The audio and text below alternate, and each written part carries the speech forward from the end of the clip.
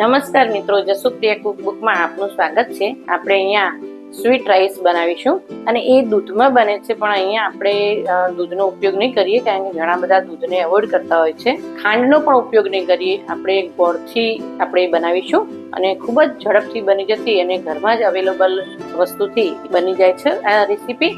તો ચલો મિત્રો, આપણે બનાવીએ સ્વીટ રાઈસ। તો મિત્રો, અહીંયા આપણે એક આ વાટકીના માપથી મેં અહીંયા રાઈસ એક વાટકી લીધા છે અને એ બાસમતી લીધા છે। અહીંયા 30 થી 40 મિનિટ મેં એને ગરમ પાણીમાં ધોઈ અને 30 થી 40 મિનિટ માટે પલાળી રાખ્યા હતા। તો મિત્રો, અહીંયા હું 3 થી 4 ચમચી અહીંયા ગાયનું ઘી છે એ આપણે અહીંયા 3 થી 4 ચમચી અંદર એડ કરી દઈશું। અહીંયા મેં 7 થી 8 કાજુ લીધા છે, 4 થી 5 ચમચી મેં અહીંયા દ્રાક્ષ લીધી છે, 8-9 પિસ્તા લીધા છે અને એને આ રીતે કટ કરી લીધેલા છે। આપણે પહેલા કાજુ અંદર એડ કરી દઈશું, કાજુ અને પિસ્તા બંને એડ કરી દઈશું। આપણે ફક્ત એનું મોઇસ્ચર જે હોય એ નીકળી જાય એટલું જ આપણે એને કૂક કરવાના છે। આની અંદર તમે જે સૂકું ટોપરું આવે છે એની સ્લાઇસ પણ એડ કરી શકો છો।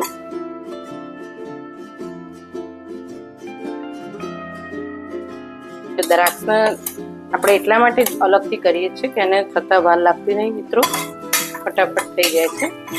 જુઓ મિત્રો, આપણી દ્રાક્ષ એકદમ સરસ રીતે ફૂલી ગઈ।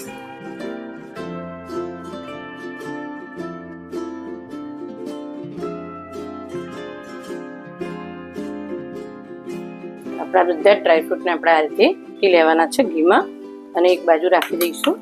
2 નાની ચમચે છે ઘી એડ કરી જે રાઈસ છે આપણે એને હું અહીંયા કૂક કરી લઈશ। 3 લવિંગ અંદર એડ કરી તજ છે એના પણ આ રીતે 2 ટુકડા કરી અને આપણે અંદર એડ કરશું। જે આપણા ચોખા મેં લગભગ 40 મિનિટ સુધી પલાળી રાખ્યા હતા એને આપણે અહીંયા એડ કરી દઈશું। એ જ પાણી સાથે ગેસની ફ્લેમ આપણે મીડિયમ કરશું મિત્રો। અહીંયા ખાંડનો આપણો ઉપયોગ નથી કરવાનો એટલે આપણે અહીંયા ગોળની સિરપ બનાવીએ છીએ। 1 કટોરી ચોખા, એની સામે 1 કટોરી ગોળ અને 4 વાટકા પાણી। આ મેજરમેન્ટ એકદમ પરફેક્ટ છે મિત્રો। તો આપણે અહીંયા ઢાંકણ ઢાંકી દઈશું અને કૂક થવા દઈશું અને અહીંયા આપણે એની અંદર ગોળની સિરપ બનાવીશું।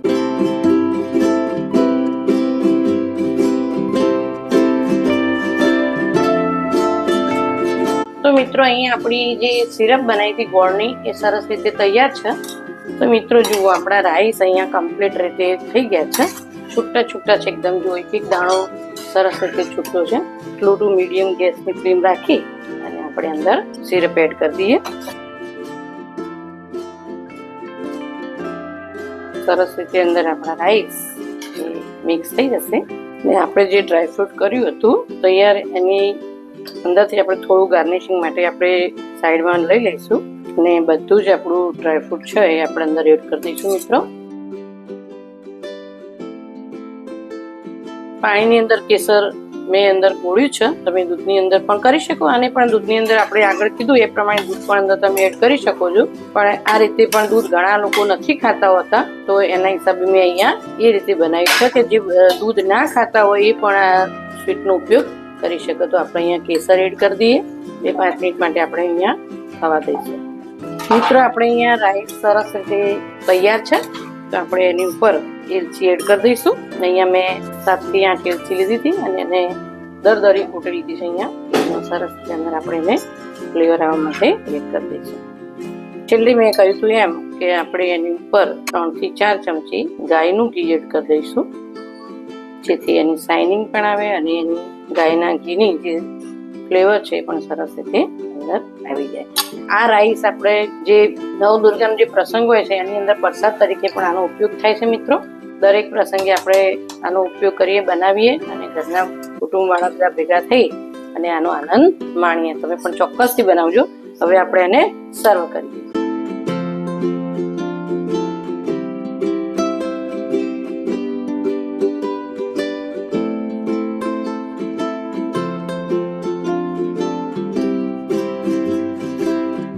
તો મિત્રો, ચોક્કસથી તમે આ બનાવજો શાહી સ્વીટ રાઈસ। ફરી મળીશું આવી જ એક નવી ડીશ સાથે। Thank you.